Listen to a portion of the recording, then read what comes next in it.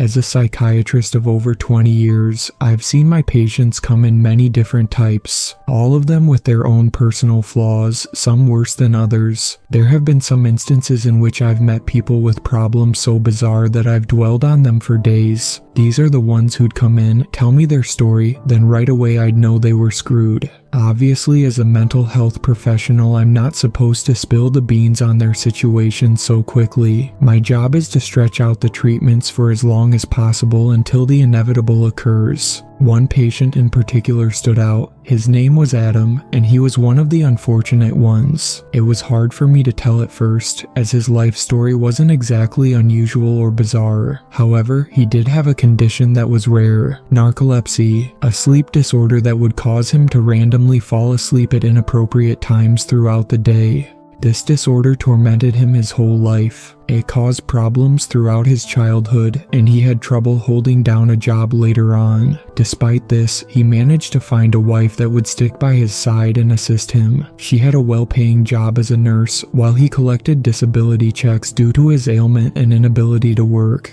Other than being his lover, she was also a great caretaker. His wife was the best thing to happen to him. Before she came along, he had spent many years alone, confined to the dark and silent shadows of his home.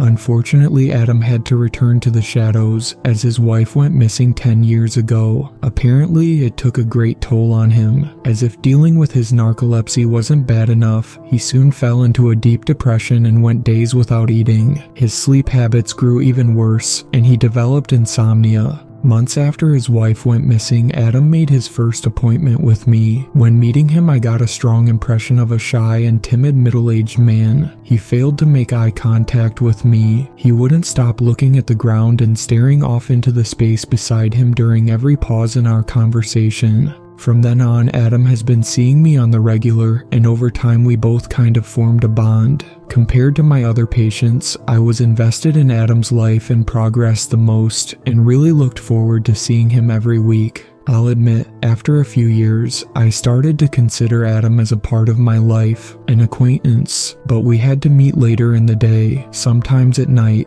Technically, my office closed at 6, but I didn't mind making an exception for Adam and allowing him to come in an hour later past closing time. His narcolepsy wouldn't allow the appointments to be worth it if they started too early, so we used his insomnia as leverage for our sessions, although he'd still randomly fall out on me from time to time. But for the most part, it would work out. The first time the strangest thing happened was when Adam was in my office as usual during one of our sessions. "You've still been using your journal?" I asked him. Adam sat across from me on the other side of the coffee table that separated us. He slouched forward and rested his head on both his hands, staring at the carpet below him. He didn't seem to be all the way there at the moment. "Adam," he snapped out of it, then looked me in the eye. Yes, I actually have," he replied. About 2 years ago, I gave Adam the task of jotting down his thoughts and feelings in his own personal journal. He told me it was a great way of venting, expressions of himself that only he could see. "Have you met any new friends or acquaintances to occupy your time?" Adam shook his head. No surprise here. I would ask him this question every month or so. As expected, I'd always get the same answer. During the past 10 years, Adam hadn't put much effort into meeting new people, as he rarely left the house for social gatherings. Outside of other personal occasions, the only time he stepped foot out of his house was for our sessions. I've been going to some bars and late-night comedy shows," he said. I paused, then raised an eyebrow before grinning. "That's great. You go by yourself?" He nodded. "But I don't meet anyone when I go. At the bar, I usually just sit and drink alone, just to get out. And I find the comedy shows to be so enjoyable, I often forget that I'm alone," Adam explained. "It's all good. You're finally starting to progress in this area. We're just taking one step at a time." I wrote down some things in my own journal and was about to ask him another question, but when I glanced up, I was met with Adam staring off into space. He was just staring at me, or so it appeared. I smiled, then leaned forward, waving my hands in front of his eyes. Adam.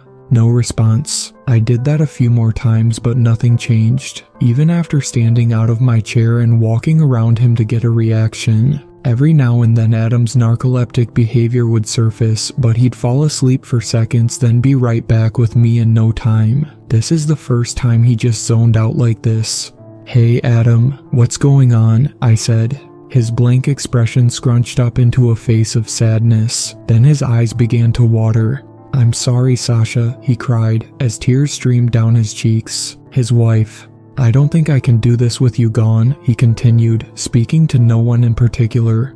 The tear streams on his face grew heavier. "Now I just need you to do one thing. Forgive me," Adam sobbed. "Adam," I exclaimed. Saying his name did no good. It was obvious he wasn't even present. "Forgive me." "Come on, Adam, get back with me now," I begged. "Forgive me.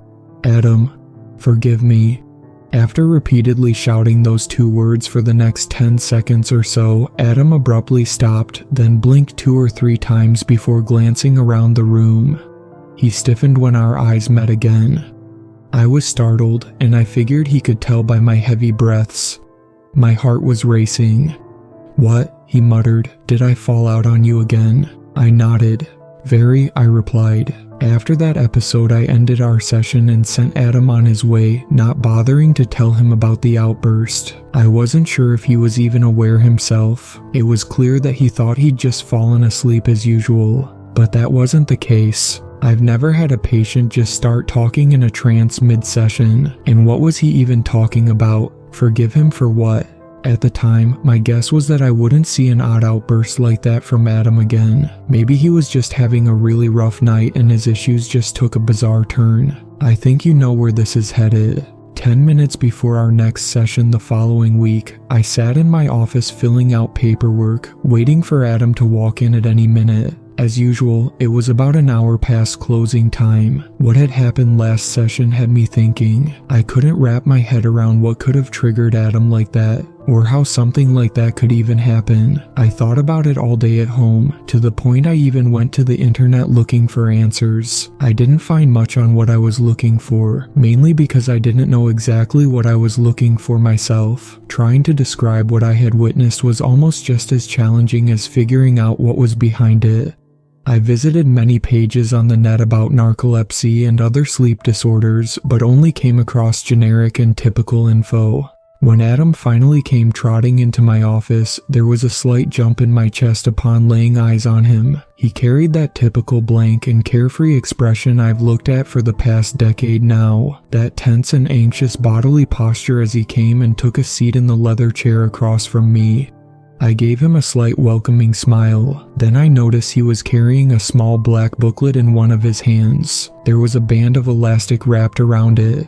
His journal. Our session began, and it was off to a pretty good start. He gave me some more good news. He went to another comedy show and gave the bar a few more visits throughout the week. But this time, he built up the courage to be more social and talkative. Apparently, Adam's been approaching and meeting people more often. During the past week at the bar, he hasn't been drinking alone. He enjoyed some meals and had drinks with a few guys there multiple times the previous week. "Well, you made one hell of a leap," I said, growing excited for him. Adam smiled a little. It wasn't much, but it was still the happiest I've seen him since forever. I've tried asking a few of them to go to some of the comedy shows with me, but they all said they were unavailable, he explained. From there I dug deeper and was informed of many more updates on Adam's life and mental health. Surprisingly, things only got better as minutes passed. Adam made eye contact with me more often and was more expressive when he spoke. It was the best session we had in a long time, but like all things good, it didn't last. "So, how do you think Sasha would feel about you finally opening up to someone else?" I asked. When I asked that question, Adam froze with a smug grin stuck on his face, and he was silent for seconds. "Adam." I waved my hands in front of his face and got no physical reaction, staring into space. It was happening again. Sasha wouldn't feel anything. She'd run away at the sight of me, Adam blurted out coldly. He'd lost grip of his journal and it toppled to the floor. "I hate myself for this, I really do," he continued. I gulped, staring Adam right in his unaware eyes. What do you hate yourself for, Adam?" I asked reluctantly. "I wasn't very nice. Not as much as I should've," he replied. "I let the wrong emotions consume me, and now I've turned into something that resembles another person I don't like very much." At that point, I was starting to worry again, but something made me want to ask more questions. My curiosity was sparked, and I wanted to hear what else was on Adam's mind. Before I could get another question in, Adam was present again. Like before, he blinked multiple times before glancing around him. Also, like before, I didn't tell Adam about the outburst and continued our session as usual. Over the next few weeks, the sessions with Adam remained similar to the ones as just mentioned before, except Adam seemed to grow happier after each week. As the weeks passed, he walked into my office with more confidence. The slight smile I saw before was growing wider, our conversations were smoother, and it became more rare to lose eye contact with him. The good news he continued to present escalated. He was still meeting people at the bar, and increasingly grew comfortable communicating with them. They were starting to feel more like friends, something he hasn't really had since high school. He even started talking to a woman regularly and eventually managed to get her number, but he still complained of not being able to contact her outside the bar, as anytime he called or texted her he wouldn't get a response. He also seemed to have trouble getting any of them to go to the comedy shows with him.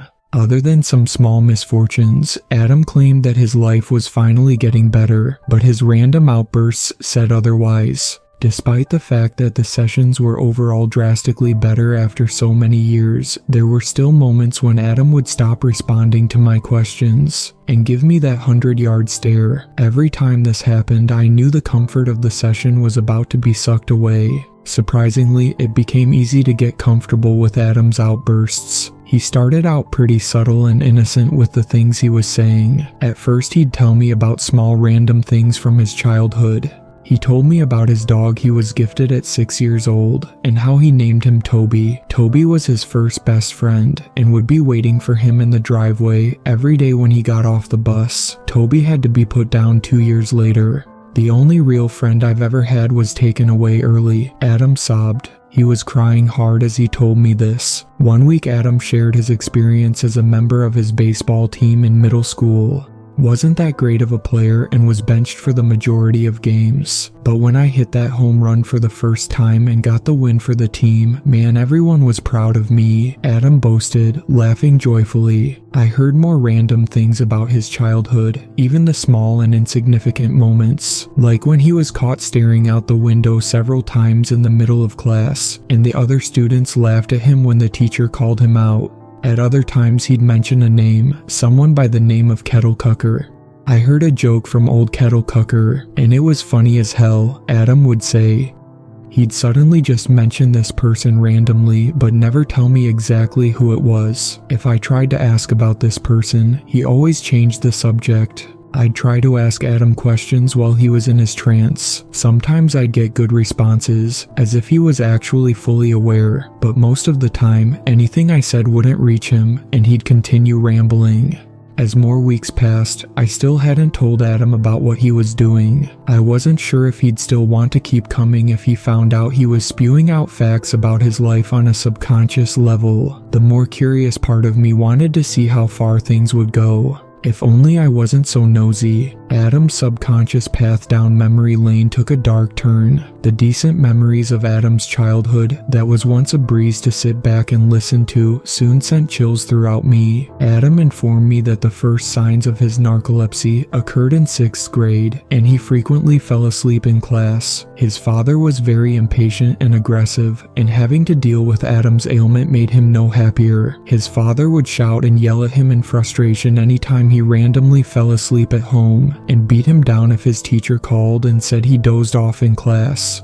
The bastard knew I had a sleep disorder, but he'd still beat my ass anyway, Adam once shouted in a rage. Apparently, that's when he started to hate his dad, and he's felt that way about him all throughout childhood. This suppressed rage led him to getting into a couple fist fights with his father as a teenager. Adam told me he'd come home drunk when he was 15, and his father shoved him outside on the porch, where he later fell asleep. He woke up in the same spot the following morning.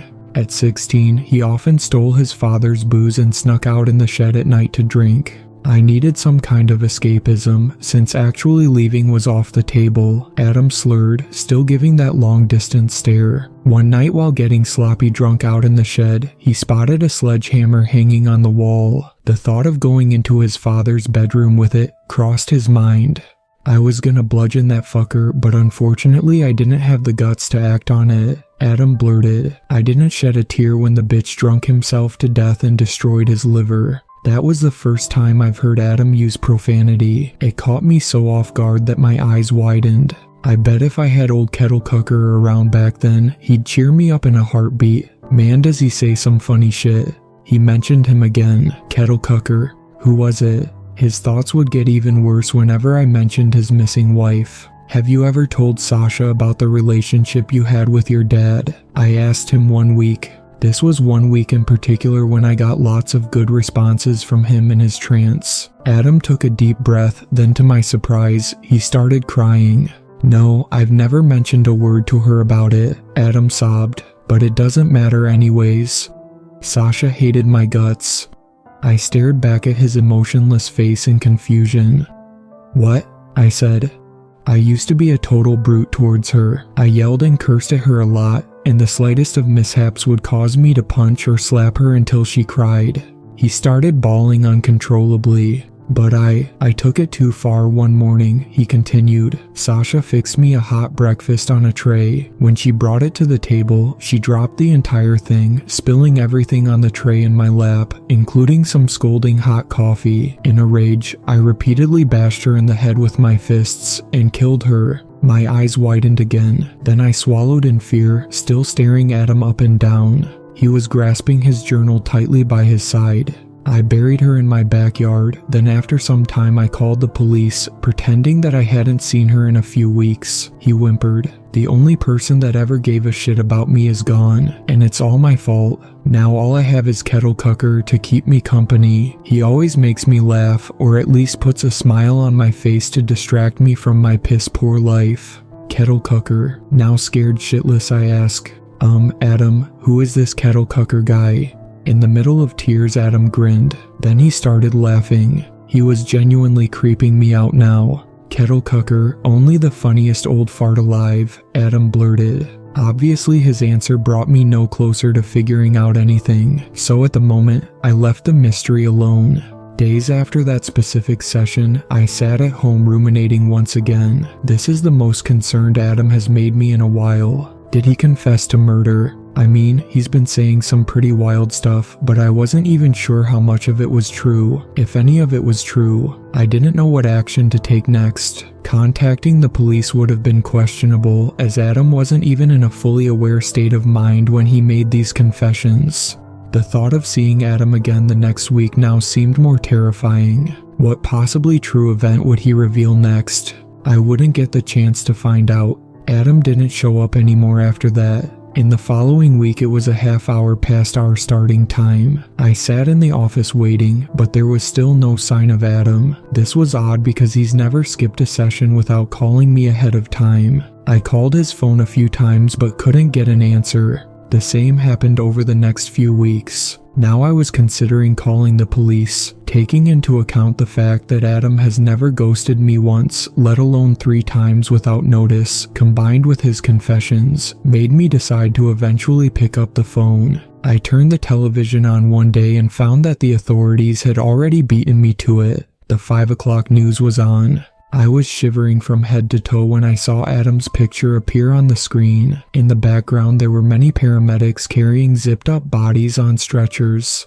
After listening to the reporter go on in the background for a few seconds, my heart began racing again. Adam was being charged with multiple counts of murder. I could see other people standing out in front of his house, crying and staring at the scene in disbelief. A few officers stood by to make sure they didn't get too close. I felt sick when I saw Sasha's picture appear on screen shortly after. There was a caption, "Missing woman found," beneath in large red text. Unfortunately, that woman wasn't alive. Then another picture appeared on screen of an older man with some gray hair. Strangely, this person was found alive, tied up and bound in Adam's basement. The name at the bottom of the picture caused my eyes to widen. John Kettlecucker. It was at that moment I realized Adam was spewing at least some truth in his trance-like states. I started looking back at the other confessions that he made, and the more I ruminated over our more recent sessions, the more I struck myself with abundant terror.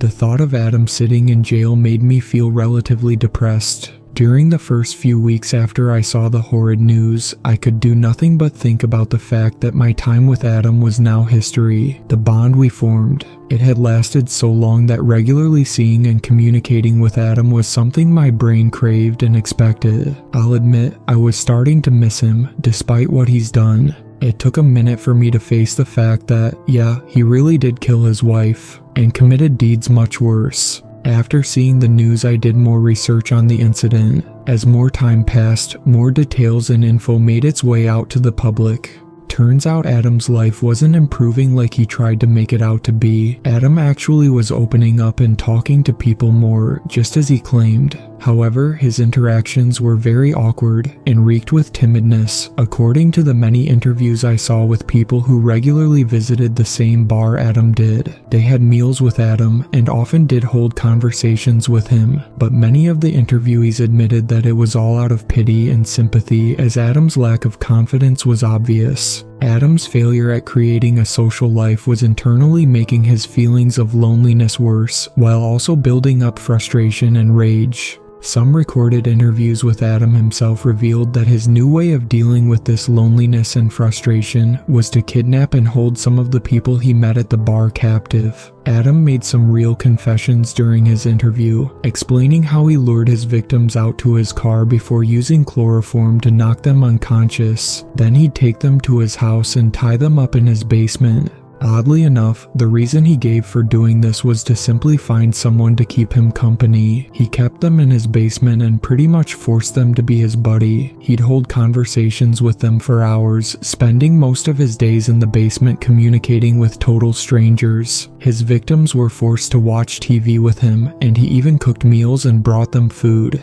If Adam found his victim to be boring, or in Adam's words, bad company, he got rid of them right away. This was done by bludgeoning them to death with a sledgehammer before burying them right next to his dead wife in the backyard. The same hammer I almost killed my father with, Adam said in an interview.